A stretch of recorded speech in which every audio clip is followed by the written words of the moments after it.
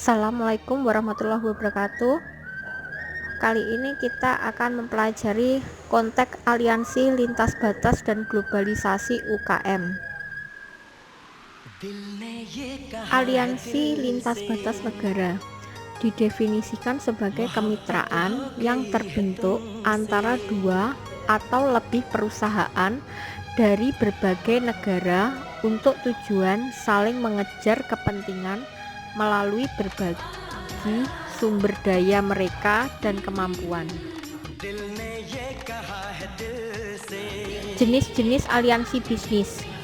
Yang pertama, akuisisi adalah menerima, memperoleh, menguasai perusahaan lain atau tindakan pengambil alihan kepemilikan suatu perusahaan melalui pembelian saham suatu perusahaan sehingga perusahaan pengakuisisi memiliki suara mayoritas.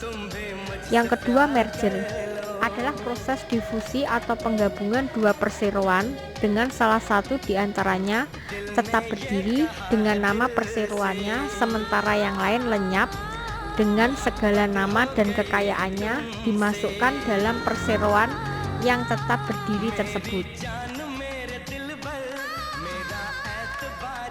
Ketiga, joint venture adalah bentuk kerjasama antar beberapa perusahaan yang berasal dari berbagai negara menjadi satu perusahaan untuk memperoleh kekuatan ekonomi sehingga diperoleh keuntungan bersama. Kemudian keempat, trust adalah penggabungan atau peleburan badan usaha yang sejenis ataupun tidak sejenis menjadi satu sehingga membentuk sebuah badan usaha besar.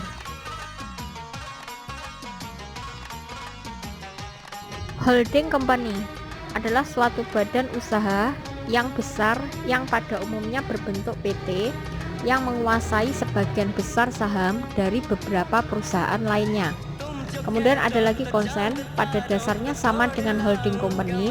Perbedaannya, holding company berbentuk PT sedangkan konsen berbentuk perusahaan perseorangan.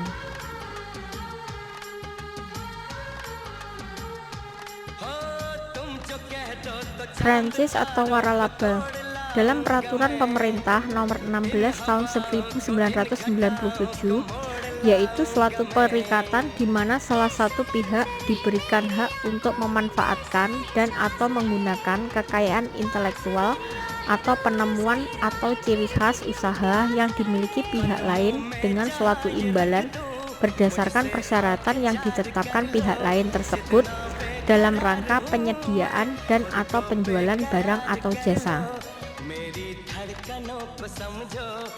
Permasalahan lintas batas negara. Yang pertama, dalam tahun pertama merger hingga 20% dari eksekutif mungkin akan hilang. Selama jangka waktu yang lebih lama ini cenderung meningkat lebih jauh. Kedua, masalah personil sering diabaikan. Ketiga, banyak aliansi gagal atau tidak menghasilkan hasil yang diharapkan. Alasan-alasan go internasional. Yang pertama, melindungi diri dari resiko dan ketidakpastian siklus bisnis domestik. Kedua, mengetuk pertumbuhan pasar dunia. Ketiga, merespon persaingan asing. 4.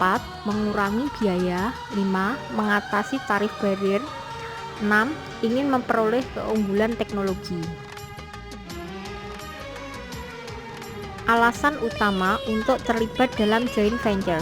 Yang pertama, untuk mendapatkan pengetahuan dan mentransfer pengetahuan. Kedua, desakan pemerintah negara asal. Ketiga, peningkatan skala ekonomi. Keempat, untuk mendapatkan pengetahuan lokal. Kelima, mendapatkan bahan baku penting. Keenam, untuk menyebarkan resiko.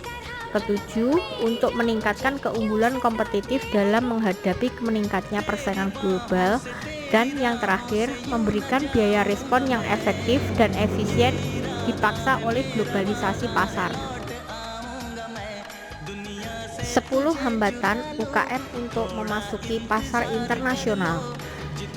Yang pertama, kekurangan modal kerja untuk membiayai ekspor. Kedua, mengidentifikasi peluang bisnis asing. Ketiga, informasi terbatas untuk mencari atau menganalisa pasar. Keempat, ketidakmampuan untuk menghubungi calon pelanggan di luar negeri. Kelima, mendapatkan gambaran keadaan luar negeri. Keenam, kurangnya waktu manajerial untuk menangani internasionalisasi. Ketujuh, tenaga kerja yang tidak mencukupi dan tidak terlatih untuk internasionalisasi. 8. Kesulitan dalam mengelola harga pesaing. 9. Kurangnya pemerintah lokal memberikan bantuan atau insentif. Dan ke-10, berlebihan biaya transportasi atau asuransi. Demikian materi kali ini. Terima kasih. Sampai jumpa lagi. Wassalamualaikum warahmatullahi wabarakatuh.